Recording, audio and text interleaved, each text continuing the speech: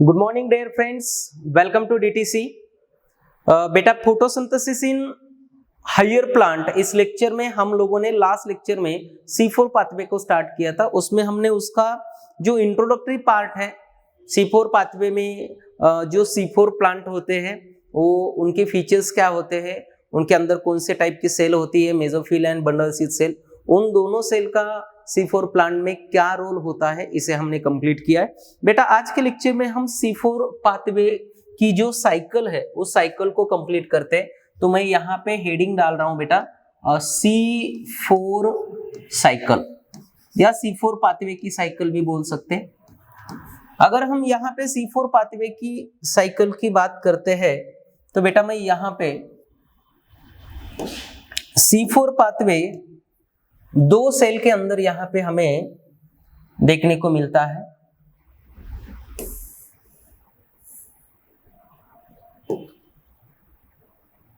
एक जो सेल है वो मेसोफिल सेल है और जो सेकंड सेल है वो बंडल सीड सेल है। यहां पे मैं ऊपर दो कंपार्टमेंट किया है क्योंकि ऊपर वाली जो सेल है उसे मैं यहाँ पे मेसोफिल सेल लिखता हूं, मेसोफिल सेल, और जो नीचे वाली सेल है इसे हम बंडल सीड सेल बोल सकते हैं, बंडल सीड सेल। क्योंकि बेटा C4 पाथवे दो सेल में कंप्लीट होता है, mesophyll cell and bundle sheath cell. तो यहाँ पे मैं स्टार्ट करता हूं मेसोफिल सेल के अंदर क्या होता है। तो मेसोफिल सेल के अंदर जो फर्स्ट CO2 एक्सेप्टर होता है वो है फॉस्फोइनोल पाइरुवेट PEP। ये 3 कार्बन कंपाउंड है बेटा, वो एटमॉस्फेयर से जो CO2 आता है उसके साथ कंबाइन होता है और यहाँ पे प्रोड्यूस करता है 4 कार्बन कंपाउंड जिसका नाम है ऑक्सैलो एसिटिक एसिड। क्या नाम है बेटा? Oxalo acetic acid. ओके, यहाँ पे फर्स्ट CO2 एक्सेप्टर कौन है? तो PEP है। PEP ने CO2 का एक्सेप्ट किया। बेटा PEP 3 कार्बन कंपाउंड है, 3 कार्बन कंपाउंड, और 3 कार्बन और CO2 में से 1 कार्बन यानी 4 कार्बन का फर्स्ट स्टेबल कंपाउंड यहाँ पे तैयार होता है जिसका नाम है ऑक्सैलो एसिटिक एसिड। CO2 का फिक्सेशन हुआ है बेटा, तो इस स्टेप का जो नाम होगा वो होगा कार्बोक्सिलेशन। कार्बोक्सिलेशन, कार्बोक्सिलेशन इसे हम फर्स्ट बोलेंगे क्योंकि यहाँ पे 2 कार्बोक्सिलेशन होते हैं, इसीलिए हम इसे कार्बोक्सिलेशन फर्स्ट बोलेंगे। और कार्बोक्सिलेशन कंप्लीट करने के लिए बेटा यहाँ पे जो एंजाइम है वो होता है PEP कार्बोक्सिलेज, या उसे हम पेप्केज बोल सकते हैं, पेप्केज। यानी C4 पाथवे की जो फर्स्ट स्टेप है वो है कार्बोक्सिलेशन फर्स्ट। इसमें PEP 3 carbon compound combine with CO2 to form 4 carbon compound oxaloacetic acid in presence of pepcase enzyme, ये आपको पता होना चाहिए। उसके बाद जो ऑक्सैलो एसिटिक एसिड है उसका यहाँ पे रिडक्शन होता है, और रिडक्शन होने के बाद ऑक्सैलो एसिटिक एसिड बेटा यहाँ पे तैयार करता है malic acid. Oxalo acetic acid का रिडक्शन होता है और वहां से प्रिपेयर होता है मैलिक एसिड। मैलिक एसिड भी बेटा 4 कार्बन कंपाउंड है, और मैलिक एसिड या यहाँ पे प्रोड्यूस होता है एस्पर्टिक एसिड। ए का मतलब क्या है बेटा? एस्पर्टिक एसिड। ये दोनों भी 4 कार्बन कंपाउंड है, हमें मालूम होना चाहिए 4 कार्बन कंपाउंड। मैलिक एसिड तैयार होता है बाय यूजिंग एनर्जी, और एनर्जी सोर्स क्या है? तो यहाँ पे यूज करते हैं NADPH, और यूज करने के बाद NADP रिमेनिंग रह जाएगा। नेक्स्ट, तो एनर्जी यूज करके ऑक्सैलो एसिटिक एसिड को हमने मैलिक एसिड में कन्वर्ट किया, और बेटा ये जो स्टेप है इस स्टेप को हम बोलेंगे रिडक्शन। इस स्टेप को हम बोलेंगे रिडक्शन, यानी oxalo acetic acid converted into malic acid by reduction. And इस स्टेप को कैटालाइज करने के लिए हमें जो एंजाइम जरूरी है वो है मैलेट डिहाइड्रोजिनेज। मैलेट डिहाइड्रोजिनेज नाम का एंजाइम है बेटा, मैलेट डिहाइड्रोजिनेज। यहाँ पे मैलिक एसिड का प्रोडक्शन हो चुका है, oxalo acetic acid converted into malic acid. ये जो मैलिक एसिड यहाँ पे मेसोफिल सेल में प्रोड्यूस हुआ है, इस मैलिक एसिड को हम अभी ट्रांसपोर्ट करके लेके आएंगे, ट्रांसपोर्ट करके इसे लेके आएंगे बंडल शीथ सेल में। यानी मैं यहाँ पे लिखता हूं जो मैलिक एसिड है वो हमने ट्रांसपोर्ट करके किसमें लेके आए, इसे बंडल शीथ सेल में। मैलिक एसिड कितने कार्बन का कंपाउंड है बेटा, यहाँ पे हमने लिखा है 4 कार्बन कंपाउंड। अभी मैलिक एसिड का क्या होता है, मैलिक एसिड का होता है डी कार्बोक्सिलेशन। मैलिक एसिड का क्या होता है, डी कार्बोक्सिलेशन। और मैलिक एसिड डी कार्बोक्सिलेशन होने के बाद यहाँ पे मैलिक एसिड CO2 रिलीज करता है। डी कार्बोक्सिलेशन होने के बाद CO2 रिलीज करता है और यहाँ पे जो प्रोडक्ट तैयार होता है वो होता है पाइरुविक एसिड। यानी मैलिक एसिड का डी कार्बोक्सिलेशन होने के बाद क्या प्रोडक्ट मिलता है बेटा, pyruvic acid. Malic acid 4 carbon का कंपाउंड है, पाइरुविक एसिड 3 कार्बन का कंपाउंड है। यानी यहाँ पे 1 CO2 और 3 कार्बन का पाइरुविक एसिड हमें मिला है। जो CO2 बाहर निकला है बेटा, तो उस CO2 को आगे एक्सेप्ट करता है कौन, उस CO2 को एक्सेप्ट करता है जो बंडल शीथ सेल में RUBP प्रेजेंट होता है वो। RUBP पता है हमें, RUBP कितने कार्बन का कंपाउंड है बेटा, 5 कार्बन कंपाउंड है और CO2 के साथ कंबाइन हो जाएगा। और RUBP आगे क्या तैयार करेगा, RUBP आगे तैयार करेगा 3PGA। क्या तैयार करेगा, 2 molecules of 3PGA। 2 molecules of 3PGA तैयार करेगा बेटा, इसे हम कार्बोक्सिलेशन बोल सकते हैं क्योंकि CO2 को एक्सेप्ट किया है RUBP ने एक्सेप्ट किया और यहाँ पे प्रोड्यूस किया है 2 molecules of 3PGA मतलब फॉस्फोग्लिसरिक एसिड, और यहाँ पे CO2 का फिक्सेशन हुआ है, तो इस स्टेप को बोलेंगे बेटा कार्बोक्सिलेशन सेकंड। यानी बेटा कार्बोक्सिलेशन फर्स्ट C4 पाथवे में मेसोफिल सेल में होता है और carboxylation second bundle sheath cell में होता है, हमें पता होना चाहिए। और 3PGA आगे क्या प्रोड्यूस करेगा, तो 3PGA से बेटा यहाँ पे प्रोड्यूस होगा, फाइनली 3PGA से प्रोड्यूस होगा 3PGAL। ओके, 3PGAL और 3PGAL से बेटा यहाँ पे फिर फाइनली प्रोड्यूस हो जाएगा ग्लूकोज। यानी यहाँ पे आपको समझ में आया होगा ये पूरी कौन सी साइकिल है बेटा, तो ये केल्विन साइकिल है। यानी CO2 को एक्सेप्ट किया RUBP ने कार्बोक्सिलेशन सेकंड कंप्लीट होने के बाद 2 molecules of 3PGA का प्रोडक्शन हुआ, 3PGA से 2 molecules of 3PGAL का प्रोडक्शन हुआ और फाइनली ग्लूकोज प्रोडक्शन हुआ। यानी ग्लूकोज प्रोडक्शन का ये जो पाथ है, तो इस पूरी साइकिल को हम क्या बोल सकते हैं, केल्विन साइकिल बोल सकते हैं। तो मैं यहाँ पे अगर आपको दिखाता हूं तो बंडल शीथ सेल के अंदर ये जो पूरी साइकिल आपको यहाँ पे दिख रही है, तो ये पूरी साइकिल क्या रिप्रेजेंट करती है बेटा, तो ये पूरी साइकिल केल्विन साइकिल रिप्रेजेंट करती है। केल्विन साइकिल यानी केल्विन साइकिल C4 पाथवे के अंदर जो केल्विन साइकिल प्रेजेंट है ग्लूकोज प्रोडक्शन के लिए, तो वो बंडल शीथ सेल में होती है, ये हमें पता होना चाहिए। बेटा C3 प्लांट में केल्विन साइकिल मेसोफिल सेल में होती है और C4 प्लांट में Calvin cycle bundle sheath cell के अंदर होती है, ये हमें पता होना चाहिए। नेक्स्ट, अभी यहाँ पे केल्विन साइकिल कंप्लीट हो गई, ग्लूकोज प्रोडक्शन हो गया। बेटा प्लांट कौन सा भी हो, C3 हो या C4 हो, दोनों के अंदर ग्लूकोज प्रोडक्शन जो है वो केल्विन साइकिल से ही होता है, हमें पता होना चाहिए।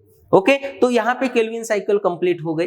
बेटा जब भी मैलिक एसिड का कन्वर्शन पाइरुविक एसिड में होता है तो यहाँ पे CO2 रिलीज किया जाता है। तो बेटा इस स्टेप का नाम होगा डी कार्बोक्सिलेशन। कौन सी स्टेप होगी बेटा? Decarboxylation. Removal of CO2 is called decarboxylation. और डी कार्बोक्सिलेशन कैटालाइज करने के लिए जो एंजाइम है वो है malate, again malate decarboxylase. Malate decarboxylase नहीं बेटा, मैलेट डी हाइड्रोजिनेज, यानी जो एंजाइम हमने ऊपर यूज किया था वही एंजाइम यहाँ पे यूज करते। जब भी मैलिक एसिड से पायरुविक एसिड प्रोड्यूस होता है बेटा, तो उसी टाइम पे NADP का रिडक्शन होता है और NADP को रिड्यूस करके यहाँ पे NADPH2 का भी प्रोडक्शन होता है। NADPH2 यानी डी कार्बोक्सिलेशन स्टेप में यस डी कार्बोक्सिलेशन तो हो रहा है, उसी के साथ ऑक्सीडेशन भी हो रहा है और NADPH2 का प्रोडक्शन होता है। मतलब बेटा जो रिडक्शन स्टेप ने हमने NADPH2 को यूज किया था वो NADPH2 यहाँ पे हम प्रोड्यूस करते हैं डी कार्बोक्सिलेशन स्टेप में, यानी यहाँ पे नेट गेन ऑफ NADPH2 0 है। यानी जो NADPH2 हम रिडक्शन स्टेप में यूज कर रहे थे वही NADPH2 हमने रीकार्बोक्सिलेशन स्टेप में फिर से तैयार किया है। इसका मतलब यहाँ पे नेट गेन NADPH2 0 है। नेक्स्ट पायरुविक एसिड जो यहाँ पे तैयार होता है डीकार्बोक्सिलेशन स्टेप से, तो पायरुविक एसिड बेटा बंडल शीत सेल से फिर से कहां पे जाता है? तो मेसोफिल सेल में जाता है। और मेसोफिल सेल में पायरुविक एसिड मैं यहाँ पे फिर से लिखता हूं, यहाँ पे मैं PA लिखता हूं अभी पायरुविक एसिड के लिए। Next pyruvic acid mesophyll cell में आ चुका है और ये पायरुविक एसिड यहाँ पे पायरुविक एसिड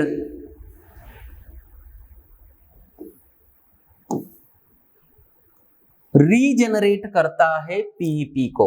यानी जो यहाँ पे पायरुविक एसिड मेसोफिल में आया है वो उस पायरुविक एसिड यूज करता है ATP का, और ATP यूज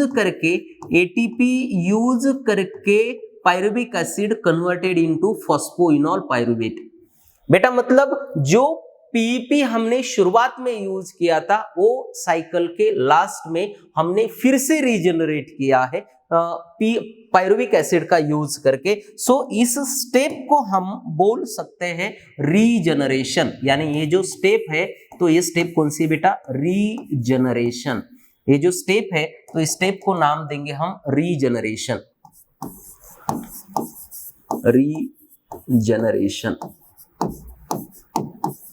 ओके, तो हम देख सकते हैं पायरुविक एसिड से हमने फिर से रीजनरेट किया, किसे? फॉस्फोइनॉल पायरुवेट को रीजनरेट किया। यानी बेटा अगर हम बात करेंगे स्टेप्स की तो C4 पाथवे 2 सेल के अंदर होता है। पहली सेल है मेसोफिल सेल, दूसरी सेल है बंडल शीथ सेल। थोड़ा अच्छे से ध्यान देना।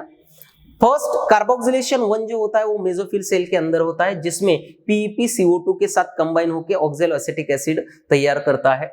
ऑक्सैलो एसिटिक एसिड फिर से मैलिक एसिड तैयार करता है रिडक्शन स्टेप की मदद से by using malate dehydrogenase enzyme और NADPH2 एनर्जी। मैलिक एसिड हम मेसोफिल सेल से उसे बंडल शीथ सेल में लेके आते हैं। मैलिक एसिड का डीकार्बोक्सिलेशन होता है। डीकार्बोक्सिलेशन के लिए मैलेट डिहाइड्रोजिनेज एंजाइम जरूरी होता है। मैलिक एसिड से पायरुविक एसिड यहाँ पे तैयार होता है और एक CO2 रिलीज किया जाता है। जो CO2 हम यहाँ पे रिलीज करते वो RUBP के साथ कंबाइन होता है और RUBP के साथ कंबाइन होके वो पूरी केल्विन साइकिल यहाँ पे कंप्लीट होती है। तो बेटा C4 पाथवे में साइट ऑफ केल्विन साइकिल कहाँ पे है? तो बंडल शीथ सेल है। नेक्स्ट, और यहाँ पे जो पायरुविक एसिड तैयार होता है वो पायरुविक एसिड हम बंडल शीथ सेल से फिर से मेसोफिल सेल में लेके जाते हैं और मेसोफिल सेल में उसका फॉस्फोरिलेशन करके हम PEP को रीजनरेट करते हैं। इसीलिए इस स्टेप को हम रीजनरेशन बोल सकते हैं। बेटा यहाँ पे अगर हम टोटल बात करेंगे तो बंडल शीथ सेल में एंड मेसोफिल सेल के अंदर क्या क्या होता है? तो मेसोफिल सेल के अंदर बेटा 3 स्टेप होती है, carboxylation 1, reduction and regeneration. Bundle sheath के अंदर बेटा डीकार्बोक्सिलेशन एंड केल्विन साइकिल होती है, आपको पता होना चाहिए। बेटा फर्स्ट CO2 एक्सेप्टर कौन है? तो फॉस्फोइनॉल पायरुवेट है जो 3 कार्बन कंपाउंड है। बेटा फर्स्ट स्टेबल कंपाउंड कौन है? ऑक्सैलो एसिटिक एसिड है जो 4 कार्बन कंपाउंड है। बेटा डी कार्बोक्सिलेशन किसका होता है? तो मैलिक एसिड का होता है और पायरुविक एसिड तैयार होता है। बेटा कार्बोक्सिलेशन सेकंड किसके अंदर होता है? तो बंडल शीथ सेल के अंदर होता है, ये हमें पता होना चाहिए। नेक्स्ट सेकंड CO2 एक्सेप्टर कौन है? वो RuBp है जो 5 कार्बन कंपाउंड है। ये सारी बातें हमें यहाँ पे पता होनी चाहिए। इसके ऊपर अलग अलग टाइप के क्वेश्चन यहां पर आ सकते हैं, आपको पता होना चाहिए। जस्ट की पॉइंट में हम इसको कंप्लीट कर सकते हैं। नेक्स्ट, अभी यहां पे जो ग्लूकोज प्रोडक्शन हो रहा है उसके लिए कितनी एनर्जी जरूरी है वो मैं एक लास्ट पॉइंट बताता हूं।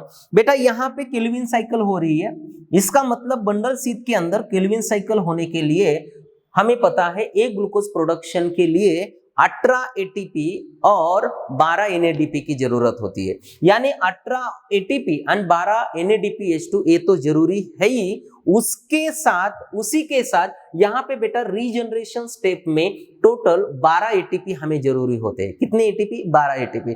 यानी केल्विन साइकिल के 18 ATP और रीजनरेशन स्टेप के 12 ATP, इसका मतलब टोटल 30 ATP एंड 12 NADPH2 की हमें जरूरत होती है C4 प्लांट में एक ग्लूकोज का प्रोडक्शन करने के लिए। तो मैं यहाँ पे कुछ इसके की पॉइंट्स यहाँ पे लिखता हूं। बेटा ये आपको अच्छे से लिख के लेना है या स्क्रीनशॉट निकाल के लिखना है, क्योंकि C4 पाथवे हमने पूरा इसको डिटेल में एक्सप्लेन किया है। ओके, तो मैं यहाँ पे C4 पाथवे के ऊपर जो भी की पॉइंट्स है, जरूरी इंपॉर्टेंट पॉइंट है, उसे हम देखते हैं। फर्स्ट बेटा मैं फर्स्ट पॉइंट यहाँ पे लिखता हूं, एक ग्लूकोज मॉलिक्यूल प्रोड्यूस करने के लिए C4 प्लांट में कितनी एनर्जी जरूरी होती है? तो एक ग्लूकोज के लिए बेटा 30 ATP एंड 12 NADPH2 की जरूरत होती है। 12 NADPH2 बहुत ही इंपॉर्टेंट क्वेश्चन है। बेटा केल्विन साइकिल में कितना ATP और कितना NADPH2? 18 ATP और 12 NADP की जरूरत होती है। तो वही C4 प्लांट के अंदर या C4 पाथवे बोल सकते हैं, C4 प्लांट्स के अंदर एक ग्लूकोज प्रोडक्शन के लिए हमें 30 ATP और 12 NADPH2 मॉलिक्यूल की जरूरत होती है। नेक्स्ट सेकंड पॉइंट यहाँ पे मैं लिखता हूं बेटा, फर्स्ट CO2 एक्सेप्टर कौन है? First CO2 acceptor. तो फर्स्ट CO2 एक्सेप्टर कौन है बेटा? पता है आपको? फॉस्फोइनोल पाइरुवेट जो 3 कार्बन कंपाउंड है। नेक्स्ट सेकंड CO2 एक्सेप्टर कौन है बेटा? Second CO2 acceptor. Second CO2 acceptor जो है बेटा, तो यहाँ पे RuBp है। सेकंड CO2 एक्सेप्टर कौन है? RuBp जो 5 कार्बन कंपाउंड है। बेटा मैंने लास्ट साइकिल में बताया ये पूरा। नेक्स्ट यहाँ पे नेक्स्ट पॉइंट, फर्स्ट कार्बोक्सिलेशन कहां पे होता है बेटा? फर्स्ट कार्बोक्सिलेशन कहां पे होता है बेटा? तो वो मेसोफिल सेल के अंदर होता है, मेसोफिल सेल्स के अंदर। ओके, नेक्स्ट सेकंड कार्बोक्सिलेशन कहां पे होता है बेटा? Second carboxylation. तो सेकंड कार्बोक्सिलेशन हमने यहां पे अभी बताया था, जो होता है बंडल शीथ सेल्स के अंदर। बंडल शीथ सेल्स के अंदर यस सेकंड कार्बोक्सिलेशन होता है बेटा। नेक्स्ट फर्स्ट स्टेबल कंपाउंड कौन सा है बेटा? First stable compound C4 plant के अंदर या C4 पाथवे के अंदर बोल सकते हैं। फर्स्ट स्टेबल कंपाउंड जो है वो है बेटा ऑक्सैलो एसिटिक एसिड, जो कितने कार्बन का है? 4 कार्बन का कंपाउंड है। नेक्स्ट उसके बाद यहां पे अगर मैं बात करता हूं तो D carboxylation step, D carboxylation किसका हुआ था? D carboxylation. तो डी कार्बोक्सिलेशन बेटा मैलिक एसिड का हुआ था। डी कार्बोक्सिलेशन मैलिक एसिड का हुआ था, मैलिक एसिड। और मैलिक एसिड का डी कार्बोक्सिलेशन होने के बाद क्या प्रोड्यूस हुआ था बेटा? पायरुविक एसिड प्रोड्यूस हुआ था। नेक्स्ट मैं यहां पे बोल सकता हूं, अगर हम ट्रांसपोर्ट की बात करते हैं, ट्रांसपोर्ट की बात करते हैं, तो बेटा हमने मैलिक एसिड को ट्रांसपोर्ट किया था, मैलिक एसिड को बेटा हमने ट्रांसपोर्ट किया था कहां से? Malic acid transported from okay, malic acid कहां से ट्रांसपोर्ट किया था बेटा हमने? Mesophyll cell to bundle sheath cell, mesophyll cell to bundle sheath cell हमें ट्रांसपोर्ट किया था। और जो भी हमारे पास कौन था, पायरुविक एसिड, तो पायरुविक एसिड को हमने ट्रांसपोर्ट किया था bundle sheath cell to mesophyll cell, bundle sheath cell to mesophyll cell. Next, उसके बाद बेटा की पॉइंट्स में हम बता सकते हैं जो भी रिएक्शंस है, तो मेसोफिल सेल के अंदर, मेसोफिल सेल के अंदर कौन सी रिएक्शंस हुई थी, कौन सी स्टेप कंप्लीट हुई थी? मेसोफिल सेल के अंदर बेटा एक तो हो गया कार्बोक्सिलेशन फर्स्ट, कार्बोक्सिलेशन फर्स्ट, उसके बाद यहां पे सेकंड स्टेप हो गई थी reduction, reduction and third step बेटा यहां पे हुई थी रीजनरेशन, यानी कार्बोक्सिलेशन, रिडक्शन एंड रीजनरेशन, ये 3 स्टेप मेसोफिल सेल के अंदर होती है। और हम बंडल शीथ सेल की अगर बात करते हैं, बंडल शीथ सेल, तो बंडल शीथ सेल के अंदर बेटा 2 इंपॉर्टेंट स्टेप होती है, एक जो है वो है डी कार्बोक्सिलेशन, और सेकंड जो है बेटा वो होती है केल्विन साइकिल। तो केल्विन साइकिल C4 प्लांट में किसके अंदर होती है बेटा? तो बंडल शीथ सेल के अंदर, और C3 प्लांट में केल्विन साइकिल मेसोफिल सेल के अंदर होती है, ये हमें पता होना चाहिए। अगर हम एक बात करते हैं, प्लांट कौन सा भी हो बेटा, प्लांट C4 होगा, C4 या C3 एंड C4 प्लांट्स, दोनों भी प्लांट्स में जो कॉमन पाथवे है वो कौन सा है? तो वो C3 पाथवे है। C3 एंड C4 प्लांट में यस कॉमन जो पाथवे है वो कौन सा है बेटा? कॉमन पाथवे जो है वो कौन सा है? तो वो केल्विन साइकिल, यानी Calvin cycle C4 plant and C3 plant दोनों के अंदर भी हमें देखने को मिलता है। कौन सा पाथवे? केल्विन साइकिल बोल सकते हैं या C3 पाथवे बोल सकते हैं, जो दोनों के अंदर हमें देखने को मिलता है। तो हमें इस तरह से पूरे C4 साइकिल के बारे में हमें पता होना चाहिए। नेक्स्ट, एनसीईआरटी ओरिएंटेड थोड़ा हम C4 पाथवे की डायग्राम देखते हैं बेटा। यहाँ पे 2 सेल है, ऊपर वाली मेसोफिल सेल है, नीचे वाली बंडल शीथ सेल है। तो मेसोफिल सेल में एटमॉस्फेयर से CO2 एंटर करता है, वो वाटर के साथ कंबाइन होके कार्बोनिक एसिड जनरेट करता है, उसका अनस्टेबल नेचर होता है, उसके लिए उसका ब्रेकडाउन होके बाइकार्बोनेट आयन और H+ का प्रोडक्शन होता है। तो यहाँ पे बाइकार्बोनेट आयन यानी CO2 का फॉर्म है, हमें ध्यान रखना है। यहाँ पे CO2 कंबाइन होता है फॉस्फोइनोल पायरुविक एसिड के साथ, वहां पे CO2 का फिक्सेशन होता है और C4 एसिड तैयार होता है। तो बेटा यहाँ पे C4 एसिड ऑक्सैलोएसिटिक एसिड है, हमें ध्यान रखना है।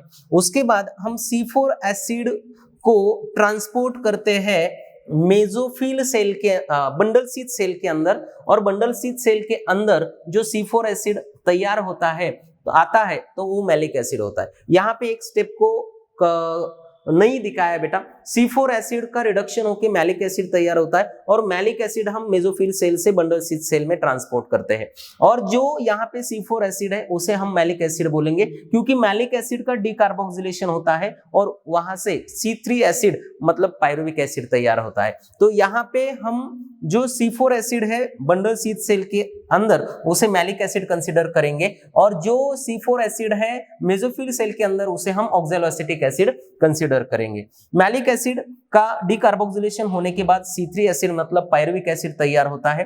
जो डीकार्बोक्सिलेशन होने के बाद यहाँ पे CO2 रिलीज हुआ है, उसका फिक्सेशन केल्विन साइकिल के अंदर होता है, वो हमें पता है।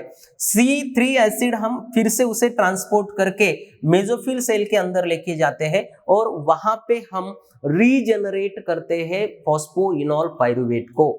तो बेटा यहाँ पे C3 एसिड का मतलब है पायरुविक एसिड, C4 एसिड का मतलब है ऑक्सैलोएसिटिक एसिड, और बंडल शीथ सेल के अंदर जो C4 एसिड है उसका मतलब है मैलिक एसिड। तो Calvin cycle bundle sheath cell के अंदर होती है, फर्स्ट कार्बोक्सिलेशन मेसोफिल सेल के अंदर होता है, ये हमें पता होना चाहिए। दोनों प्लांट सेल है, इसके लिए बेटा यहाँ पे आउटर सेल वॉल होगी, उसके अंदर उसका प्लाज्मा मेम्ब्रेन होगा, ऊपर वाली मेसोफिल सेल है, नीचे वाली बंडल शीथ सेल है, और दो सेल को कनेक्ट करने वाला जो साइटोप्लाज्मिक ब्रिज है तो उसे हम प्लाज्मोडेस्माटा बोलेंगे, ये हमें ध्यान में रखना है। तो बेटा ये जो पाथ है एकदम इजी है, एनसीईआरटी ओरिएंटेड डायग्राम जो हमने अभी कंप्लीट किए वो कंसेप्ट के लिए बहुत जरूरी है, और ये डायग्राम यस एनसीईआरटी ओरिएंटेड जो एग्जाम में आ सकती है, और यहाँ पे C3 एसिड कौन है, C4 एसिड कौन है, तो ऐसे क्वेश्चंस यहाँ पे पूछे जा सकते हैं, ये हमें पता होना चाहिए। तो एनसीईआरटी और कंसेप्ट ओरिएंटेड दोनों C3 पाथवे को हमने कंप्लीट किया है, तो इसी के साथ C4 पाथवे कंप्लीट होता है। तो हम आज के लेक्चर को समाप्त करते हैं। नेक्स्ट लेक्चर में हम फोटो रेस्पिरेशन को देखेंगे। यस, हर रोज लेक्चर देखना है, रिवीजन करना है, स्पीड के साथ भी देख सकते हैं बेटा, और चैप्टर अच्छे से प्रिपेयर करना है, क्योंकि photosynthesis in higher plant higher weightage chapter है, जिसके ऊपर 3 या 4 क्वेश्चन बन सकते हैं। Thank you very much.